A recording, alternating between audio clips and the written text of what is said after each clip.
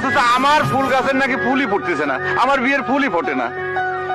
বিয়েটা আমার জন্য কত জরুরি হয়ে গেছে তোমরা বুঝতে পারো কেউ? এই আবার কেন ফোন করতেছে? হ্যালো। হ্যালো, হ্যাঁ বল। কোথায় আছিস রে? এই তো বাড়িতে শুয়ে শুয়ে রিল দেখতেছি। সাবাস। তুই কোথায় আছিস? আরে বোকা চোদা, তোর বাড়িতে তোর সামনে বসে আছি, দেখ।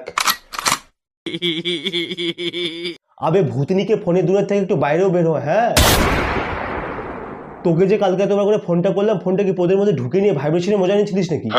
আরে কালকে একটু জামাই ষষ্ঠী খেতে গিয়েছিলাম। আমি যতদূর জানি তোর তো দিশের সাথে বিয়ে হয়নি, তুই কিসের জামাই যে ষষ্ঠী খেতে গিয়েছিলিস? আরে ডেকেছিল। ও আচ্ছা। কাকিমা তো নেই, কাকিমা তো আগের বছরই। সত্যি করে বলতো তোকে কে ডেকেছিল? আই মারে হয়ে লোকের সাথে মজাক করতে হয়, কে আবার দিশার মাই ডেকেছিল? না কিন্তু ছাড় বাল, তোদের ব্যাপার তোরা বুঝবি। তারপর বল কি খাওয়ালো? হ্যাঁ ওই সেরকম কিছু না, সকালে ম্যাগি আর রাতে দুটো বিরিয়ানি অর্ডার করেছিলাম। ও আচ্ছা। এক সেকেন্ড, তোকে রান্না করে কিছু খাওয়াইনি? না, কাকিমা বানিয়ে রেখেছিল, ওটাই খেলাম।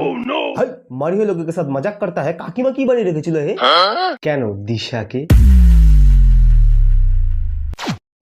আপনাদের বলছি, ভিডিওটা যদি ভালো লেগে থাকে অবশ্যই লাইক করো, আপনাদের মতবাদ কমেন্ট করে জানাও, আর এই ভিডিওটা কাদেরকে শেয়ার করতে হবে বুঝে গেছো তাদেরকে শেয়ার করে দাও, আর চ্যানেলটাকে সাবস্ক্রাইব করে দেখা হচ্ছে পরের ভিডিওতে।